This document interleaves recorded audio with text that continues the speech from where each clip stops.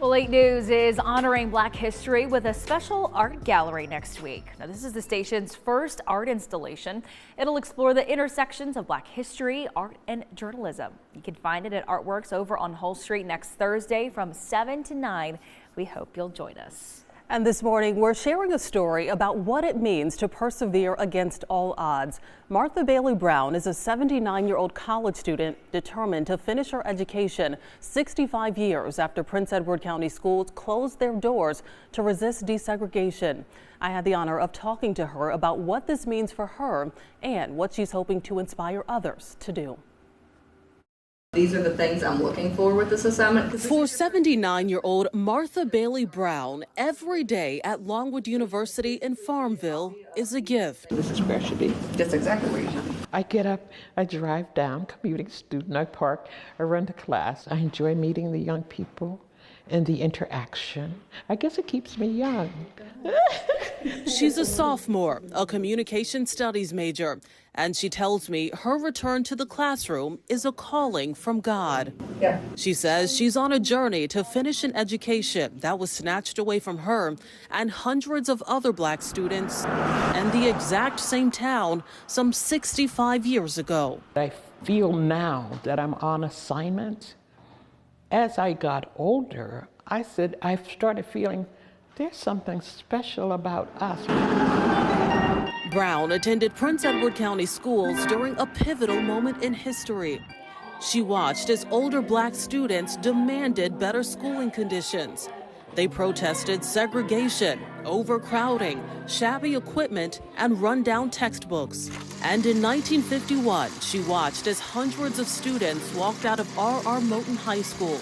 It was a strike led by 16-year-old Barbara Johns that was so powerful, it became a landmark case in Brown v. Board of Education. Segregated schools were deemed unconstitutional, but instead of integrating, Prince Edward County chose to shut their schools down altogether for 5 years. Brown was 12 years old when her principal shared they would not be returning to the classroom. Every time I pass by our school, so empty and barren, it just seems like such a waste, and I just wish there was some way we could be back in school. He spoke to us to say, school won't be opening in September as usual. Stay alert, keep your ear out, and when we know, you'll know. Do well and don't forget to pray. So we just had to wait to see. Now, during the shutdown, many white students could afford to attend private schools, but Black students were forced to go outside of the county or, like Brown, forego their education altogether. Where we're sitting now was the last classroom that I was in. Brown says she would often use her older sister's textbooks to teach herself. And in 1964, when schools had reopened, many students like Brown had aged out of school. Those pivotal years were gone, and college was certainly out of the question. Never went to a prom, never wore cap and gown, none of the above. I'm 18. I have no transcript. No one could accept me because I had no transcript.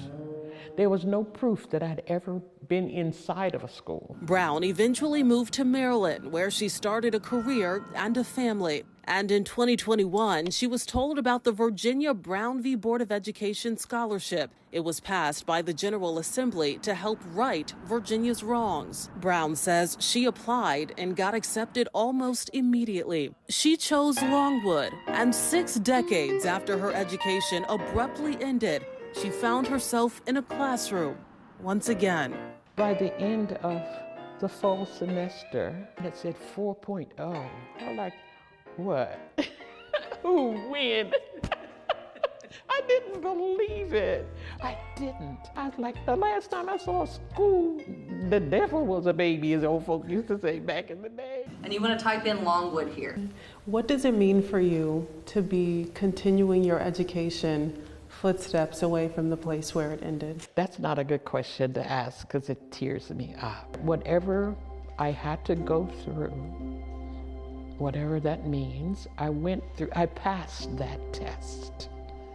I'm not bitter. And now, every day, sitting front row in her classes. I want to be, if anything, influential. Brown says her mission is to inspire others. Hold on to the integrity that's within you, and you can do anything you desire. And she says nothing will stand in her way so that her shoulders become one of those that the future generations can stand upon. I ain't letting nobody turn me around. Gonna just keep on walking. I'm gonna keep on talking. In Farmville, I'm Autumn Childress, 8 News. Wow, I've seen that several times and it still makes me emotional. So thank you to Ms. Brown, of course, for being vulnerable enough to share that story with me, because what people don't realize is just how important that history is so close to Richmond.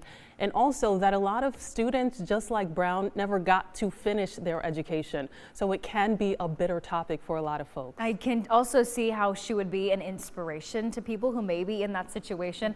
And I love how passionate you were about this story. And of course, at your alma mater of Longwood, you actually said a lot of students don't even realize how much history they're walking by every day. Absolutely. Prince Edward County, one of the most important landmarks when it comes to the civil rights movement. And a lot of students, not just at Longwood, but everywhere in Central Virginia, don't know the history that's right here in our backyard. So hopefully other people will continue to look into this history, because it is important. And that story was incredible. Thank you very much. Great job. All right, 9:46. We'll be right back.